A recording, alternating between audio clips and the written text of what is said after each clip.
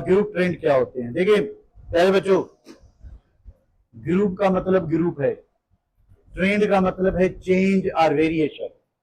Change और कि कोई भी प्रॉपर्टी उठाए, प्रॉपर्टी कौन सी भाई, आपके पास एटॉमिक रेडियस है, आपके पास डेंसिटी है, कंडक्टिविटी है, मेल्टिंग पॉइंट है, बॉइलिंग पॉइंट है, कोई भी प्रॉपर्टी है, तो किसी भी प्रॉपर्टी का ग्रुप में चेंज कैसे आएगी उसको हम कहेंगे ग्रुप ट्रेंड। पीरियड में चेंज कैसे होगी उसको हम कहेंगे पीरियडिक ट्रेंड। तो पहले डेफिनेशन से स्टार्ट करते हैं। What should be the definition? The variation और चेंज, तो सिंपली कहें द चेंज और variation of property in a group, of property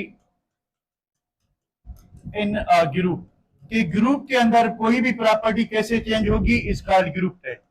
इसको हम क्या कहेंगे? इसको हम कहेंगे ग्रुप ट्रेंड। सिमिलरली पीरियड में कैसे चेंज होगी उसको हम क्या कहेंगे बेटा?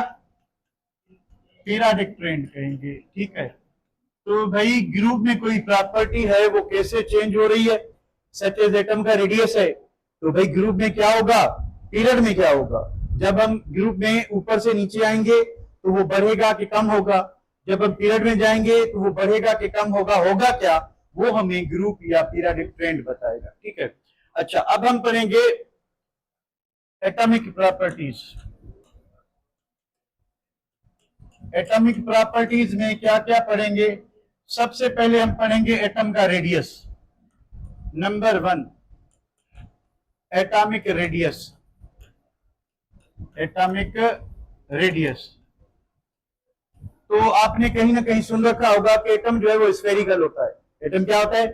स्फेरिकल। ठीक है, लेट सपोज कि ये एक एटम है, ये पहला शेल, ये दूसरा शेल, ये तीसरा शेल। ठीक है, करना क्या है हमने ये देखना है कि ये जो आखिरी इलेक्ट्रॉन है इसका न्यूक्लियस के सेंटर तक डिस्टेंस कितना है।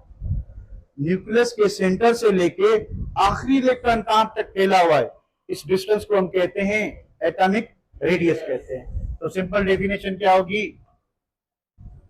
The distance between outer most electron, जो सबसे आखिर वाला इलेक्ट्रॉन है, outer most electron and centre of nucleus, and centre of nucleus is called, इसको हम कहेंगे एटॉमिक रेडियस। ठीक है, यानी न्यूक्लियस के दरमियान से लेके आखिरी इलेक्ट्रॉन कहां तक है उसको हम कहेंगे, क्या कहेंगे? एटम का रेडियस कहेंगे। ठीक है, किसमें डिटरमाइन करते हैं? मेजर्ड इन पिकोमीटर, जो बुक में वैल्यू दिए हुए हैं वो पिकोमीटर, मेजर्ड इन पिकोमीटर। अब 1 जो पिकोमीटर है वो बराबर होता है 10 टू पावर -12 मीटर के। तो मीटर का बहुत ही छोटा पार्ट होता है, बहुत ही छोटा पार्ट। ठीक है, तो पिकोमीटर में मेजर करते हैं क्योंकि एटम की साइज बहुत ही छोटी होती है, एटम की साइज बहुत ही छोटी होती है, तो हम जो लेंथ का यूनिट लेंगे वो भी छोटा लेंगे। तो पुराने बुक में एंगस्ट्रॉम था जो कि 10 टू पावर -10 मीटर के बराबर होता है। नए बुक में क्या है? पिकोमीटर है। पिको से बड़ा होता है, छोटा होता है बल्कि फेम्टोमीटर, या उसको फर्मीमीटर भी कहते हैं, 10 टू पावर -15। एंगस्ट्रॉम -10 होता है, नैनोमीटर -9, माइक्रो -6, मिली -3। इस तरह से मिली होता नहीं, मिली होता नहीं। ठीक है, तो भाई क्या देखा हमने कि व्हाट इज एटॉमिक रेडियस, के न्यूक्लियस के सेंटर से लेके आखिरी इलेक्ट्रॉन तक जो मुफासला है उसको हम एटॉमिक रेडियस कहते हैं। अब यहाँ पे एक जो है ना, एक चीज जो है वो बिल्कुल गलत लगती है। वो क्या? हमने कहीं देख रखा था, सुन रखा था कि इलेक्ट्रॉन जो उसको ड्यूअल नेचर होती है। किसने बताया था? According to de Broglie, according to de Broglie, according to de Broglie. ठीक है, अकॉर्डिंग टू डी ब्रोगली क्या होता है कि भाई एवरी, जो भी सबस्टेंस होगा, every substance has wave character, कि हर चीज को वेव कैरेक्टर होता है। इसने एक फार्मूला बताया था, क्या फार्मूला था? वेव कैरेक्टर और wavelength is equal to h upon momentum, h upon momentum. De Broglie ने बताया कि इस फार्मूले के तहत आप किसी भी ऑब्जेक्ट का, आप किसी भी बॉडी का क्या बता सकते हो? Wave character. तो जरा देखें क्या देखना है। Wave character is inversely proportional to mass, inversely proportional to mass. मतलब क्या होगा कि जो ऑब्जेक्ट हल्का होगा, जो ऑब्जेक्ट हल्का होगा उसको वेव कैरेक्टर ज्यादा होगा। तो इलेक्ट्रॉन के बारे में आपका क्या ख्याल है? हल्का है या बहुत वजनी है? बहुत हल्का है, खाली हल्का है? तो वेव कैरेक्टर ज्यादा होना चाहिए कि कम होना चाहिए? तो इलेक्ट्रॉन को जब वेव कैरेक्टर ज्यादा होगा तो इलेक्ट्रॉन ड्यूअल नेचर शो करता है, वो पार्टिकल भी होता है, वो वेव भी होता है। अब वो हल्का है तो ज्यादातर कौन सी प्रॉपर्टी शो करेगा? वेव के पार्टिकल। अब अगर इलेक्ट्रॉन वेव है तो क्या ये डिस्टेंस फिक्स हो सकता है? ये डिस्टेंस जिसकी हम बात कर रहे हैं, distance from the centre of nucleus to outer most electron. अब हुआ क्या? हुआ ये कि भाई ये जो इलेक्ट्रॉन जब पार्टिकल था तो इस तरह से मूव कर रहा था, जब वो वेव है वो तो इस तरह से मूव करेगा। अब ये इलेक्ट्रॉन जो है क्या है? वेव है। ये इलेक्ट्रॉन क्या है? पार्टिकल। डिस्टेंस क्या है? फिक्स है। जहां पे भी जाओ डिस्टेंस क्या मिलेगा? फिक्स। यहाँ पे देखें, इलेक्ट्रॉन नजदीक, इलेक्ट्रॉन थोड़ा दूर, इलेक्ट्रॉन बहुत दूर, इलेक्ट्रॉन फिर नजदीक, इलेक्ट्रॉन और नजदीक, इलेक्ट्रॉन दूर और दूर। तो जो हम डेफिनेशन लगा रहे हैं कि distance from the centre of nucleus to the outer most electron, ठीक है, तो वो फिक्स होगा कि नहीं होगा? होगा कि नहीं होगा? नहीं होगा। तो हम एटॉमिक रेडियस एग्जैक्टली मालूम नहीं कर सकते। We cannot determine exact atomic radius due to wave character of electron. Electron की वेव कैरेक्टर की वजह से हम क्या नहीं कर सकते कि एग्जैक्ट एटॉमिक रेडियस मालूम नहीं कर सकते। ठीक है, तो ये वर्ड्स में लिखेंगे हम कि due to wave nature of electron we can't exactly determine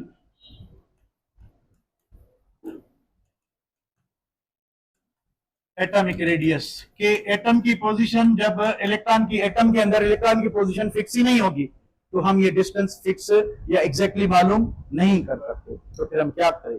फिर हम मालूम करते हैं कोवेलेंट रेडियस। क्या मालूम करते हैं? कैसे करते हैं उसकी बात करते हैं। ठीक है, तो हम क्या करते हैं, हेंस मुर्गियां क्या करेंगे? We determine covalent radius. तो बुक में जो वैल्यू दिए हुए हैं वो कोवेलेंट रेडियस के, अब लिखा नहीं हुआ, पर वो जो वैल्यू है वो कोवेलेंट रेडियस के। अब होता क्या है कोवेलेंट रेडियस? मान लें आपके पास एक होमोटॉमिक मॉलिक्यूल है, आपके पास एक हाइड्रोजन मॉलिक्यूल, ठीक है, तो ऑर्बिटल डायग्राम बनाएंगे। अज्यूम करें कि ये दोनों हाइड्रोजन बिल्कुल एक जैसे हैं, क्योंकि मैं इंसान हूं, मुझसे एक जैसे नहीं बनेंगे। अज्यूम करें ये दोनों हाइड्रोजन बिल्कुल एक जैसे हैं। अब इसके बैकग्राउंड में एक प्लेट लगाई जाती है for detection, as a detector. ये प्लेट होती है जिंक सल्फाइड की, डिटेक्टर। ठीक है, पास क्या करवाए जाएंगे? एक्सरेज। क्या पास करवाए जाएंगे? एक्सरेज। अब एटम के सब हिस्सों से गुजर जाएंगे सवाए न्यूक्लियस की, तो यहां पे एक शेडो बन जाएगा जहां पे एक्सरेज नहीं लगेंगे। ये जो शीट होती है ये हाईली सेंसिटिव होती है लाइट की। जिस किस्म की लाइट टकराएगी वो इमेज बनेगी। वो क्या बनेगा? इमेज। अब हर जगह पे एक्सरेज लगे तो उसका इमेज बना। न्यूक्लियस की बैक साइड पे नहीं लगे तो हम क्या करेंगे? अभी हम करेंगे कि इसका बीच वाला हिस्सा, इसका बीच वाला हिस्सा जो शेडो था, वो डिस्टेंस मालूम करेंगे। अब हमने किसको इन्वॉल्व किया है? न्यूक्लियस टू न्यूक्लियस को। हमने इलेक्ट्रॉन को कंसीडर नहीं किया, क्योंकि जो अनसर्टेनिटी है वो तो इलेक्ट्रॉन की पोजीशन में है, न्यूक्लियस की पोजीशन में तो नहीं है। तो हमने दो एग्जैक्टली एक जैसे एलिमेंट लिए, दोनों का बांड बनाया। ठीक है, बांड बनाने के बाद ठीक है दोनों एटम एक जैसे हैं, एक जितनी साइज होगी। हमने एक्सरे डायसेक्शन मेथड यूज किया, हमें जो शेडोज मिले हमने उनका बीच वाला हिस्सा लिया। तो वो बीच वाला हिस्सा किसको रिप्रेजेंट करेगा? सेंटर ऑफ न्यूक्लियस को। सेंटर ऑफ द न्यूक्लियस को। अब ये एक एटम का रेडियस तो है ही नहीं, ये तो है 2 एटम का रेडियस। तो इस डिस्टेंस को कहते हैं बॉन्ड लेंथ या बॉन्ड डिस्टेंस कहते हैं, फर्स्ट ईयर में पढ़ा हमने। The distance between nuclear of two covalently bonded atoms, कि जो 2 एटम कोवेलेंट बॉन्ड बना रहे हैं, क्योंकि इलेक्ट्रॉन लेने देने से फिर साइज चेंज हो जाती है, ठीक है। अब इन्होंने इलेक्ट्रॉन शेयर किए हैं, ठीक है, तो क्या है कि एटम अपनी साइज रिज्यूम कर रहा है, अज्यूम कर रहा है, ठीक है, रिटेन कर रहा है, चेंज नहीं हो रही। तो जो 2 न्यूक्लियस है इनके दरमियान का जो डिस्टेंस है, इसको कहते हैं, क्या कहते हैं, बॉन्ड लेंथ, बॉन्ड डिस्टेंस। अब ये जो बॉन्ड लेंथ है ये 2 एटम के रेडियस को रिप्रेजेंट कर रहा है। हम इसको क्या करेंगे, आधा, क्या करेंगे, आधा।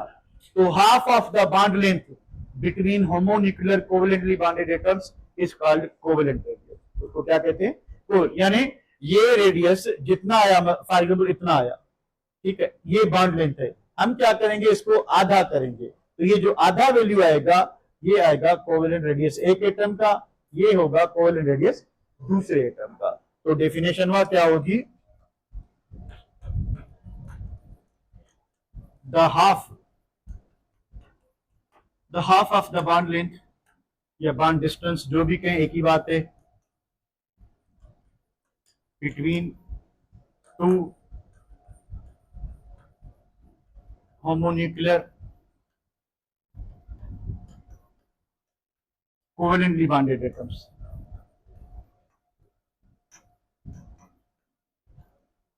इस कॉल्ड, इसको कहते हैं कोवेलेंट रेडियस, यूनिट इसका भी यही होगा, ठीक है। अब एक बात बताता चलूं कि टर्म्स अलग-अलग हैं, और जब बात आती है तो हम सिर्फ एटॉमिक रेडियस की बात करते हैं, ये नहीं कहते कोवेलेंट रेडियस इधर से ये हुआ ये हुआ। बात किसकी चलती है, एटॉमिक रेडियस की, और एटॉमिक रेडियस तो हमें एग्जैक्ट मिलता ही नहीं है, वो तो कोवेलेंट मिलता है। और एक्सप्लेनेशन में आप जो वर्ड यूज करोगे वो एटॉमिक रेडियस ही यूज करोगे। चलिए अब एटॉमिक रेडियस को आगे बढ़ाते हैं, ठीक है।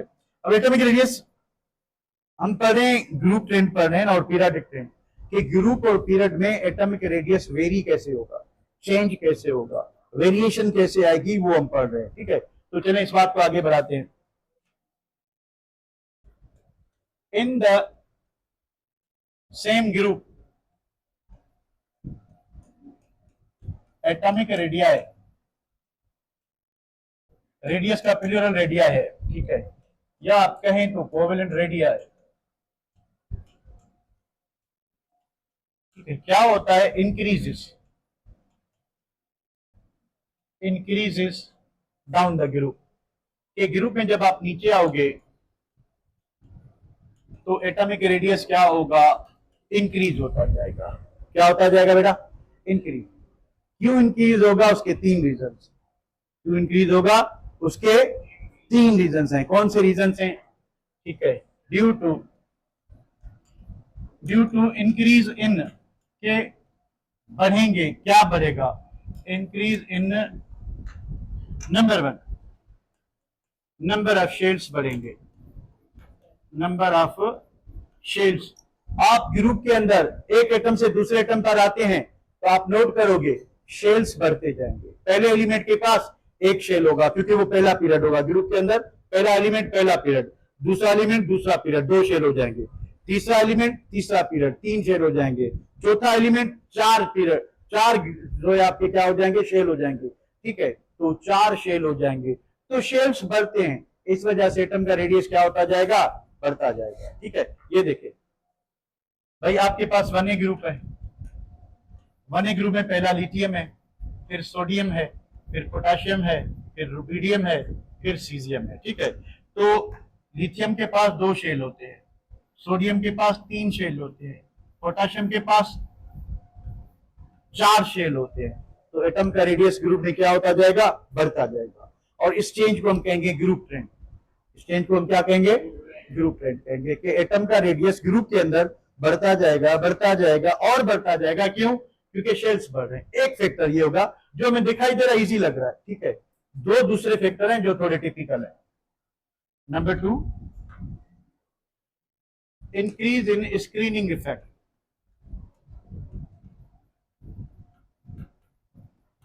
और होता है आपका शील्डिंग इफेक्ट।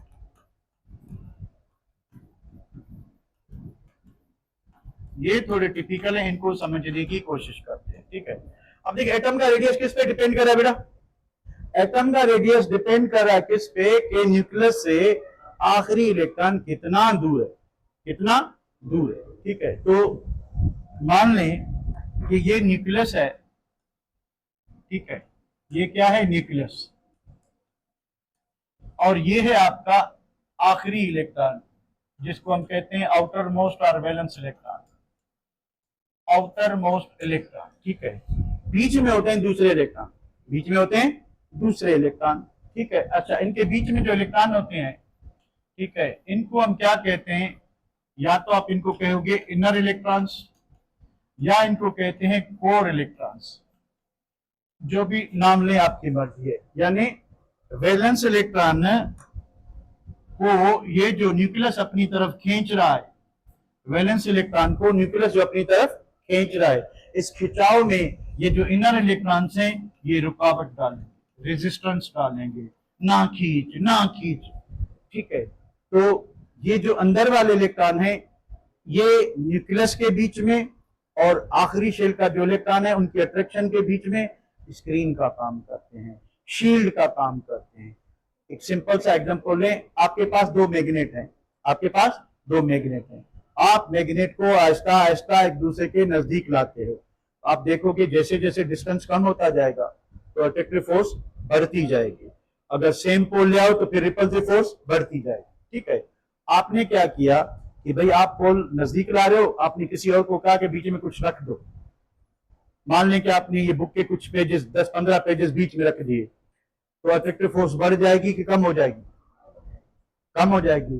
10-15 पेजेस और डाल दो और कम हो जाएगी। तो ये जो बीच वाले इलेक्ट्रॉन है न्यूक्लियस के बीच में और आखिरी इलेक्ट्रॉन के बीच में, जो बीच में दूसरे इलेक्ट्रॉन आ रहे हैं जिसको हम इनर या कोर इलेक्ट्रॉन्स कह रहे हैं, वो रुकावट डालेंगे, वो शील्ड का काम करेंगे, वो स्क्रीन का काम करेंगे।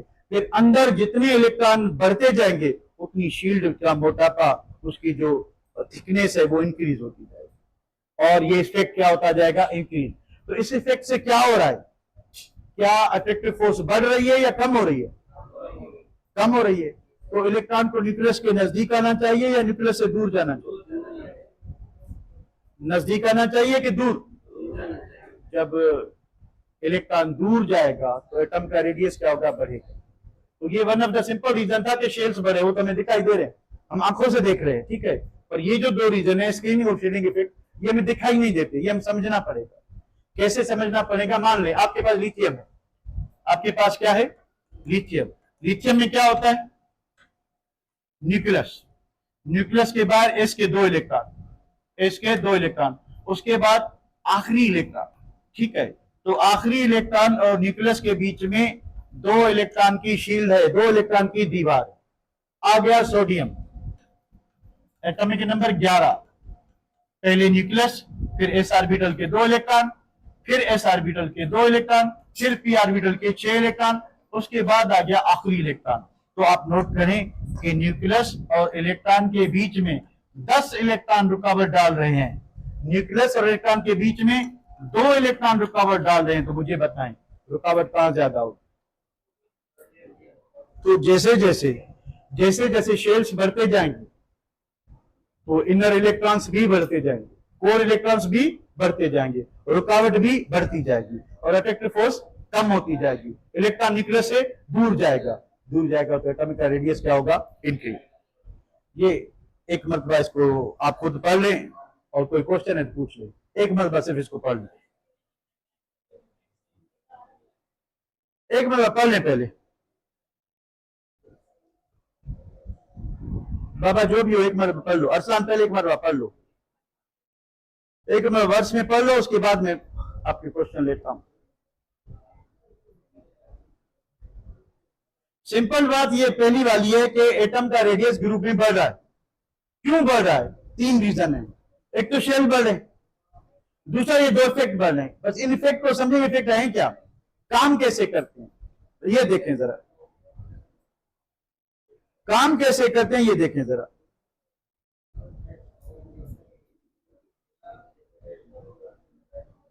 आ गया? एनीबॉडी? स्क्रीनिंग इफेक्ट क्या कर रहा है? कि भाई जो अंदर वाले इलेक्ट्रॉन है, अंदर वाले, बाहर वाला तो वैलेंस इलेक्ट्रॉन हुआ, उसके अंदर क्या हुआ, न्यूक्लियस हुआ, न्यूक्लियस आखिरी वाले इलेक्ट्रॉन को अपनी तरफ खींच रहा है, उसके खिंचाव में रुकावट डाल रहे हैं अंदर वाले इलेक्ट्रॉन, वो स्क्रीन का काम कर रहे हैं। अब जितने इलेक्ट्रॉन अंदर ज्यादा बढ़ते जाएंगे, स्क्रीन मोटी पड़ती जाएगी, तो अट्रैक्टिव फोर्स कम होती जाएगी, तो इलेक्ट्रॉन दूर जाएगा कि पास आएगा, एटम का रेडियस कम होगा कि बढ़ेगा, ये कॉन्सेप्ट। अभी कोई सवाल है तो पूछ लें। असलान भाई जल्दी बताएं, still you have any problem? If yes then watch Pogo TV. Aslan जल्दी बता भाई, मैं आपका वेट कर रहा हूं। पोगो देखोगे या समझ आ गया? एक ही है, नाम अलग है। स्क्रीन का मतलब ये है कि भाई ये स्क्रीन है, बीच में लगा दी हमने, यही शील्ड का काम है, रुकावट है, यानी मेन बात क्या है कि रुकावट है। ठीक है, चले मैंने आपका मोबाइल भी दिखा दिया, देख लें भाई, गरीब हूँ, ना कहना गरीब, नॉन पीटी है, और एप्पल भी नहीं है, आईफोन कौन सा है, ओप्पो। ठीक है बेटा, एनी क्वेश्चन नेक्स्ट? तो अब हम बात करते हैं कि ये तो हमने सिर्फ पढ़ा ना कि स्क्रीन और शील्डिंग सेम होते हैं, मेरा कोई डिफरेंस नहीं है। ठीक है, सिंपल सिर्फ उनकी डेफिनेशन जो है वो बिल्कुल सेम है, नाम अलग अलग है। भाई आपने मैग्नेट के बीच में स्क्रीन लगा दी, पाठा लगा दिया, स्क्रीन है, ठीक है, बुक लगा दिया, वो शील्ड है, लोहे की शील्ड लगा दी, वो शील्ड है। इस तरह से आप क्या लगाते हैं, वो स्क्रीन भी है, वही शील्ड है। ठीक है, चले उसके बाद हम आते हैं कि ये जो हम पीरियोडिक टेबल में इसको अप्लाई करेंगे, जो वेरियस ग्रुप्स हैं उनमें होता क्या है। तो जब आप 1A और 2A ग्रुप को देखोगे, इधर आए जरा, हमने क्या पढ़ा कि इसको पिकोमीटर में जाहिर करते हैं। तो जब हम ऊपर से नीचे आएंगे तो रेडियस को बढ़ना चाहिए कि कम होना चाहिए? तो जरा गौर से देखें, लिथियम का रेडियस कितना है, फिर इसका कितना है, बढ़ेंगे बढ़ेंगे एंड बढ़ेंगे। क्यों बढ़ेंगे? वो तीन इफेक्ट, शेल बढ़े, इसमें कितने शेल थे, 2 3 4 5 6 7 शेल बढ़े हैं, तो शेल के साथ साथ इनर इलेक्ट्रॉन बढ़ रहे हैं, स्क्रीनिंग इफेक्ट बढ़ रहा है, शील्डिंग इफेक्ट बढ़ रहा है, इस वजह से। ठीक है, नहीं आपका नकली होगा, मेरा असली फोन है।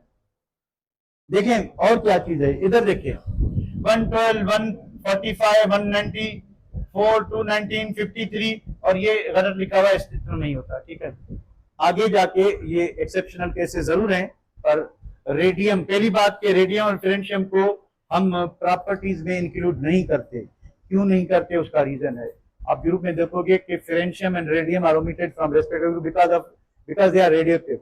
ये क्या होते हैं, मतलब क्या है कि इनसे रेडिएशन खारिज होते हैं। देखें, अगर कोई एलिमेंट रेडिएशन में अल्फा पार्टिकल खारिज करता है, क्या करता है, तो वो किसी और एलिमेंट में कन्वर्ट हो जाता है, वो रेडियम रहेगा ही नहीं।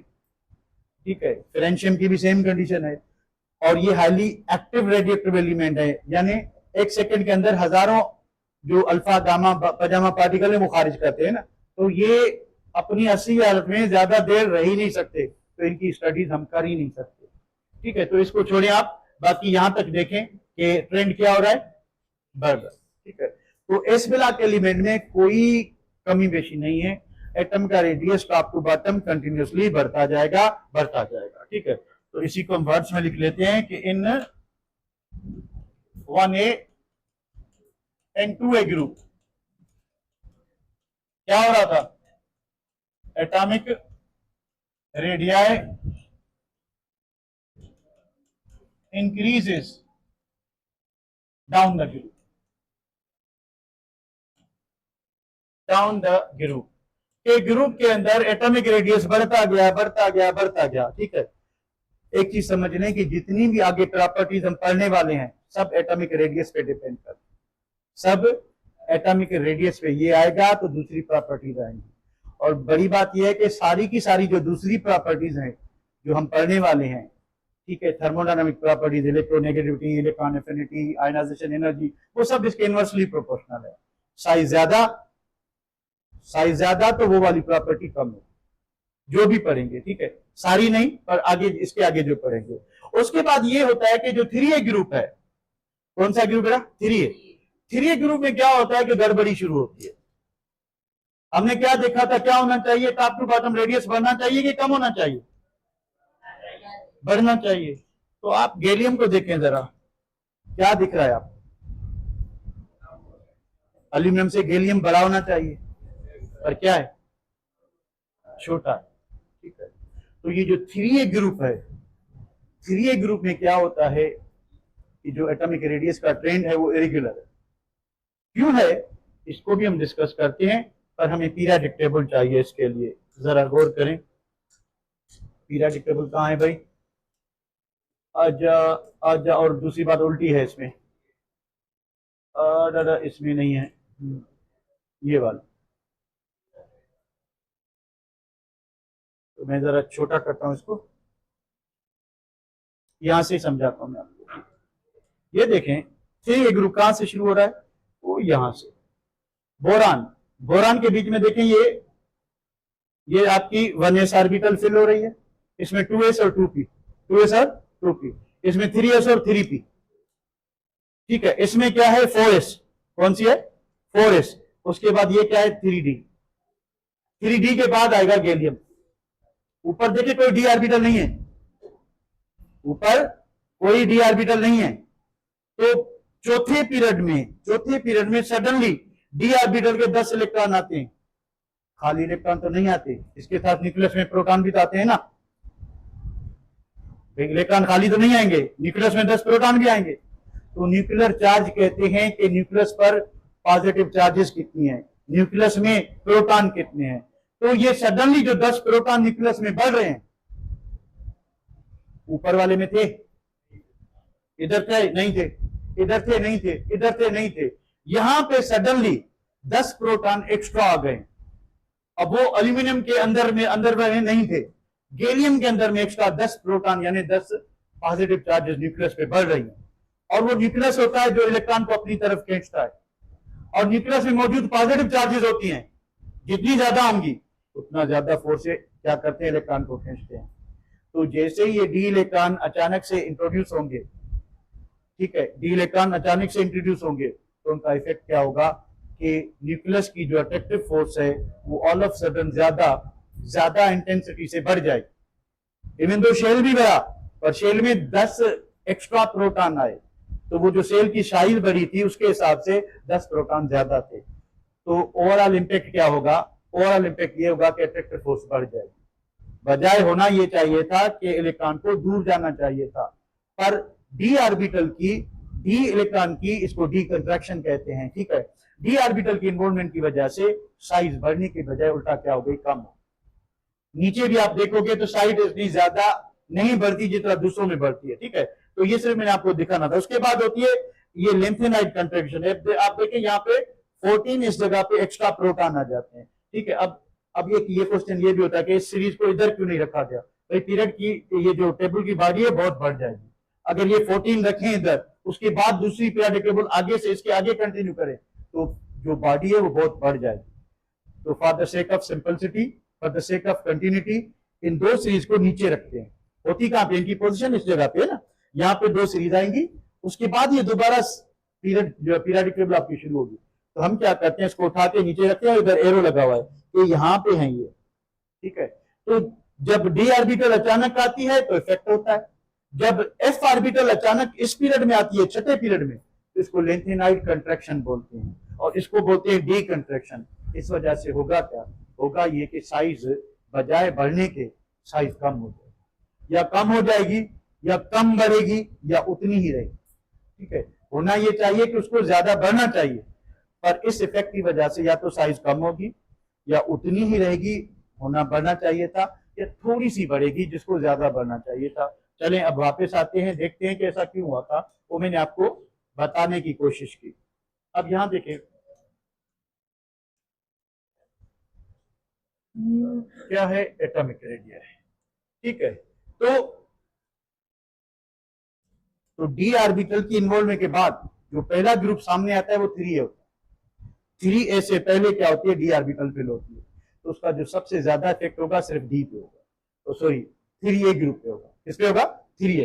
तो इसमें जो है इरेगुलरिटी है, देखें यहाँ पे देखें जरा, 72, 100, 114, 133, 140 बढ़ रही है, यहाँ पे देखें जरा 85, 143 बहुत ज्यादा बढ़ी है, ठीक है, फिर क्या हो गई, कम हो गई, फिर बहुत ज्यादा बढ़ी है, ठीक है, फिर क्या हो गई, ऑलमोस्ट सेम रही, ऑलमोस्ट सेम रही। तो ये किसकी मेहरबानी है, डी कंट्रैक्शन की और लेंथेनाइड कंट्रैक्शन की।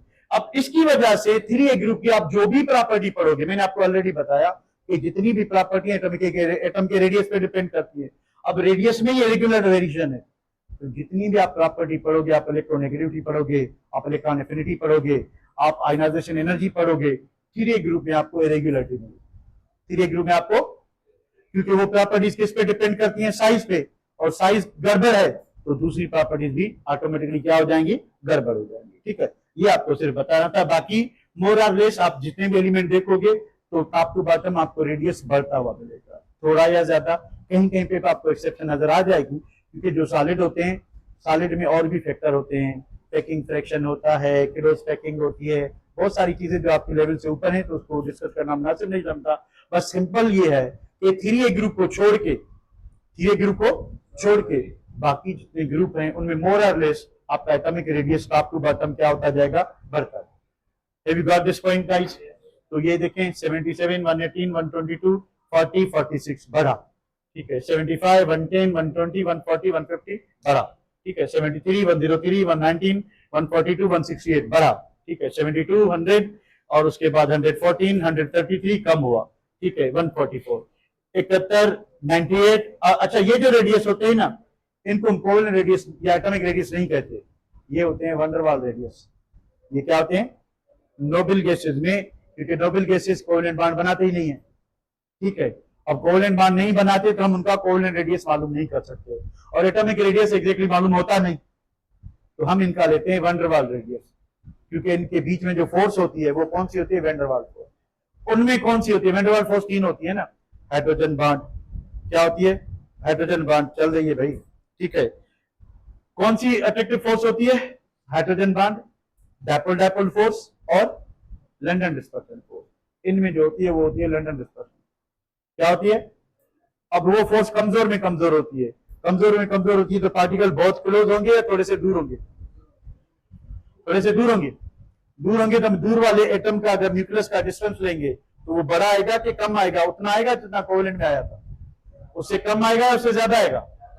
तो इनका जो रेडियस होता है वो नॉर्मली दूसरे एलिमेंट से क्या होता है, ज्यादा होता है, ठीक है। तो ये थोड़ा ज़हन में आना चाहिए आपको। आगे आते हैं, ठीक है। तो मैं क्या बताना चाह रहा था कि इन 3A ग्रुप, इन 3A ग्रुप देयर इज क्या है, इरेगुलर और regular, irregular increase in atomic radii. This irregularity क्यों है, this irregularity is due to, किस वजह से बेटा, d contraction and lanthanide contraction, lanthanide contraction. तो बिगाड़ तो सिर्फ 3A में था, बाकियों में क्या होगा, बाकी from 4A to 8A there is gradual or regular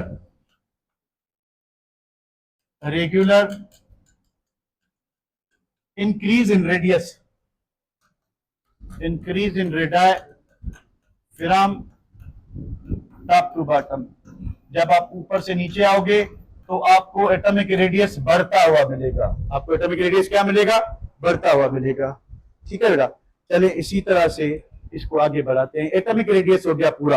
अब बात करते हैं आयनाइजेशन एनर्जी की। आयनाइजेशन एनर्जी क्या होती है, आयोनाइजेशन एनर्जी। प्यारे बच्चों, ये हमारे पास एक एटम है,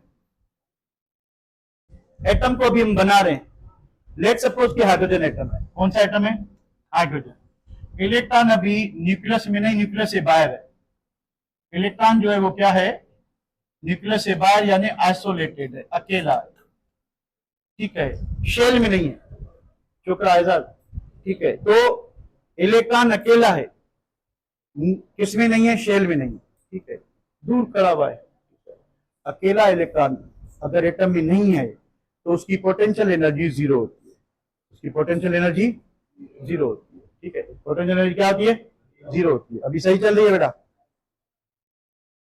सही चल रही है स्क्रीन, ठीक है। तो नेट का कभी कभी झटका आ जाता है, कोई बात नहीं, ठीक है। तो इलेक्ट्रॉन आइसोलेटेड है, आइसोलेटेड इलेक्ट्रॉन की एनर्जी जीरो होती है, कितनी होती है, जीरो। इसकी जो पोटेंशियल एनर्जी है वो जीरो है, ठीक है। अब एक चीज आपको मैं फर्स्ट ईयर में बार बार बताता था, अभी दोबारा बताता हूं कि जब भी दो अपोजिट चार्जेस एक दूसरे को अट्रैक्ट करते हैं पोटेंशियल एनर्जी कम होती है, रिपेल करते हैं तो पोटेंशियल एनर्जी बढ़ती है, अट्रैक्ट करते हैं तो कम होती है, रिपेल करते हैं तो बढ़ती है, ठीक है। ये दो बातें समझ लो। अब हमने क्या किया कि इलेक्ट्रॉन को उठाया, यहां से उठा के यहां पे ले आए, इस शेल में डाला हमने, ठीक है।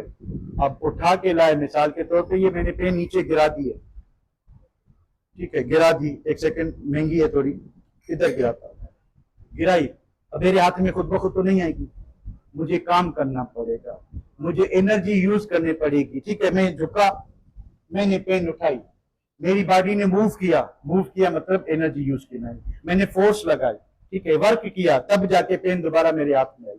तो वर्क तब होता है जब एनर्जी कंज्यूम होती है। तो ये जो इलेक्ट्रॉन अकेला पड़ा था, इसको हम भाई गादे पे उठा के एटम के अंदर लाए, ठीक है। हम इलेक्ट्रॉन को उठा के लाए तो हमने क्या किया, वर्क किया, वर्क में क्या चाहिए, एनर्जी चाहिए, एक तो वहां पे एनर्जी लगी थोड़ी सारी, ठीक है।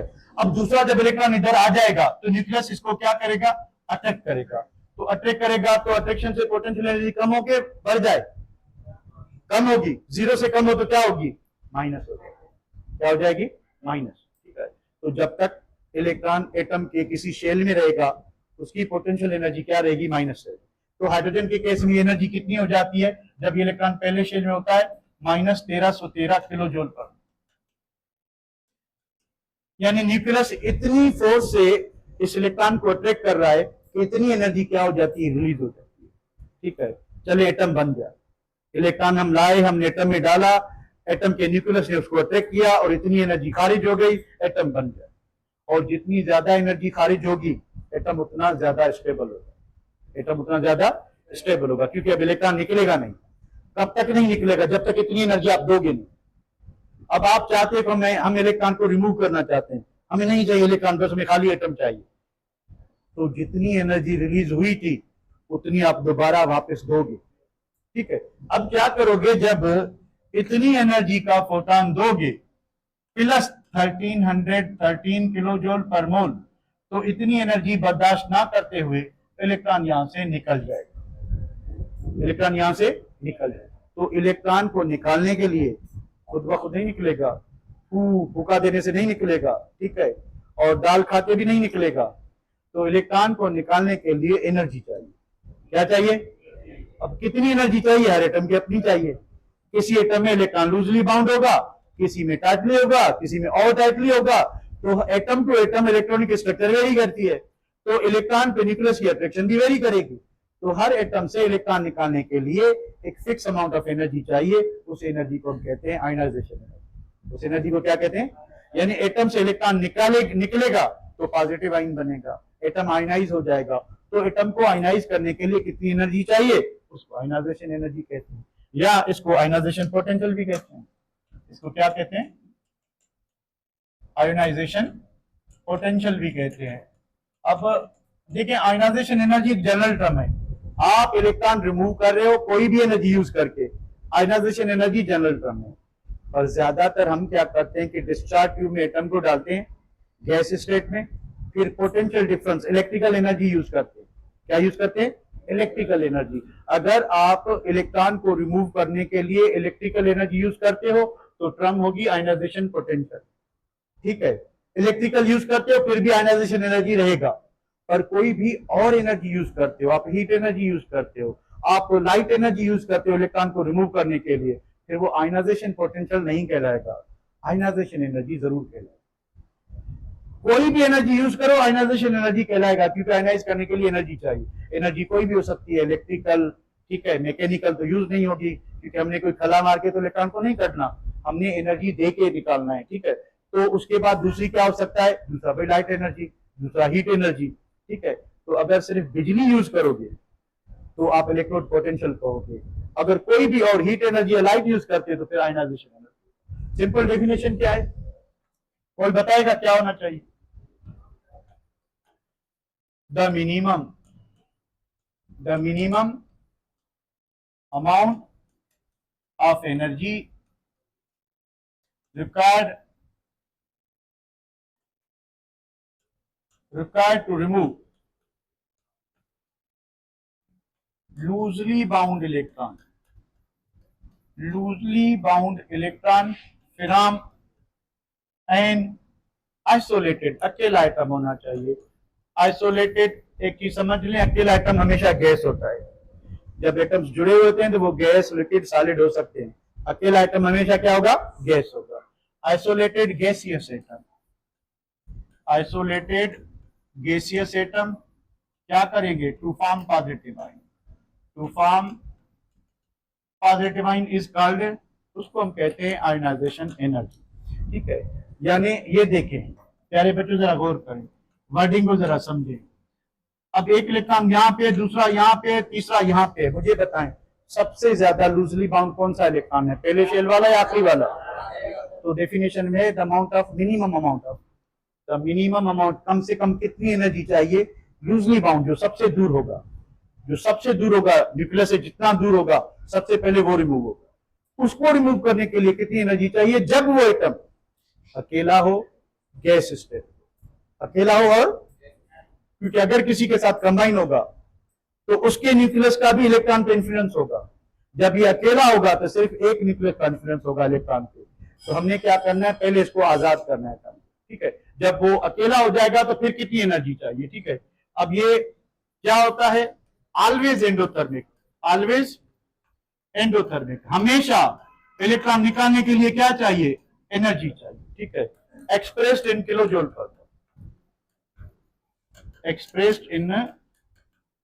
जूल पर मोल, इस यूनिट जो होता है किलो जूल पर मोल, के एक इलेक्ट्रॉन को रिमूव करने के लिए कितनी एनर्जी चाहिए, किलो जूल पर मोल यूनिट यूज होगा। अब आप ब्रेक करें, शाबाश, ठीक है बेटा। कोई क्वेश्चन है तो पूछ ले, वरना आप ब्रेक करें।